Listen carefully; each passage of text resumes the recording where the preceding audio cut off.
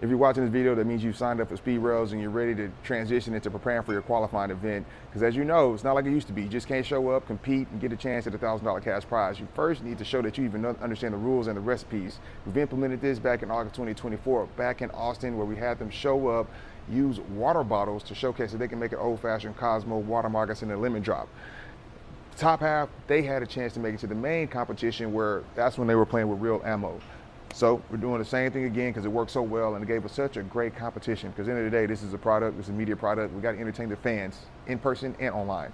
So this upcoming one, well, we'll be kind of using a combination of things. Well, we'll be having a media onboarding day, which we've always done. Come in, get your headshots. But we'll also have a spirit tasting, so that way you guys can get some cocktails, some product knowledge. Shout out to Live Oak for giving us a chance to do that. And then, of course, we'll have our qualifying round. So the qualifying round is very simple, where it's just you against yourself and the clock. We'll have our judges on you. They will have their score sheets right there. Like I said, you'll be making an old-fashioned Cosmo, lemon drop, and a water moccasin. So if you're new to SpeedRailz, you already know that when it comes to the cocktails, the Cosmo and the old-fashioned, you'll be having to use your jigger. When it comes to the shots, you'll be able to pre-pour, and the shots are made in pairs. So that means you'll be making 2 water moccasin and 2 lemon drops. Yes, you'll need to put a sugar rim on the lemon drop shot. So let me kind of go ahead, run through exactly what that looks like so you guys understand when you get here. And I also want you to prepare at your own bar. So that way when you walk in here, you understand exactly how you want to move, because this game is all about mechanical execution. It's all about micro movement management. How you flip the jigger, how you break the shaker tin. Bring your own tools. Don't rely on a random bar's tools in order for you to get a chance to compete. If you work on service well, 8 hours, bring the tools that you use then. So first thing you do, come in here, make your clock is at 0. Preferably how I like to do this, bam, I press start. I like to go ahead and get my napkins out, because while you get the napkins out, this is something you got to do anyway, because drinks have to be served, otherwise it doesn't count. We had a guy in Austin who didn't serve his drinks, cost him 80 seconds. He ended up not making it. You know who you are. Bam, then after that, get your glassware. Personally, I like to start with my cocktails first. You can use a shaker tin to grab your things. Vodka is going to represent clear bottle, blue tape on the bottom, and we keep the tape on there so that our judges can easily identify what liquor you're picking up. Orange is going to be triple sec. As you know, our measurements aren't traditional. It's 2 ounces of vodka, 1 ounce of triple sec goes into the Cosmo. You even got a jig of that cranberry juice, which is on the gun. Lime juice, squeeze bottle, half an ounce of that, bam. And making sure you clean your jigger out before you move over to your next drink, which is the old fashioned. 2 ounces of our whiskey. Let's just water a little bit of Coke in there. Half ounce of the simple syrup. 2 ounces of bitters.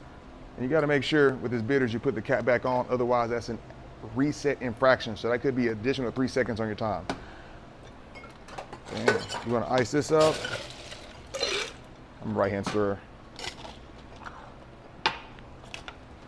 Now when it comes to shaking, you have to shake it at least 10 times. Now, what we're also doing to make sure that you guys are shaking hard enough is we also have a thermometer, which means your drink has to come out at least 35 degrees. So if you can shake that good enough for 10 shakes, that's fine. Otherwise, minimum 10 shakes, but you need to make sure you at least get 35 degrees. Otherwise, if it's not cold enough, additional infractions. When it comes to stirring the cocktail, you gotta do at least 20 times. I think I'm at 10 right now. 11, 12, 13, 14, 15, 16, 17, 18, 19, 20.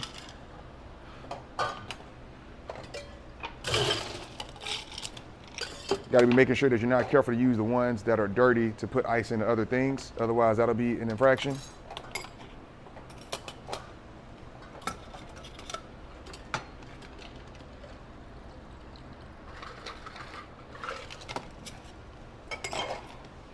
Now you're going to your clean. Bam, bam. Make sure you clean both sides of the shaker. Make sure that jigger's clean from the old fashioned. We serve those. Now we go into our shots. Like I said, these can be free poured, so we got our lemon drops.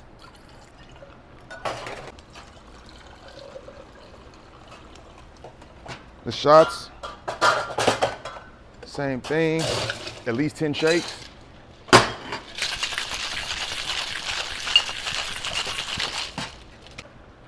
And remember, these shots, they have to have a wash line. If they haven't met the wash line, there's going to be additional penalties as well, and the wash lines also need to be equal, or that will be a penalty. So equal and full, and we'll serve those.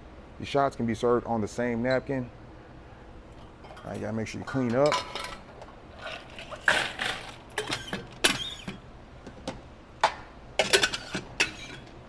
Everything's face down.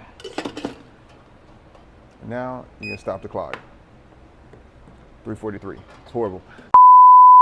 Very critical you understand the rules. In the Railz Chat is where you have access to all of these rules. I'll also have the scores of the last qualifying round, so that way you can compare your times. And then I think you need to practice this, record yourself, understand what you're doing wrong. Easy way to get to the next round is simply by practicing. But join the Railz Chat, connect with other industry leaders, understand our next competition, get access to the rules, get access to, I guess, additional insight. I'm out of here.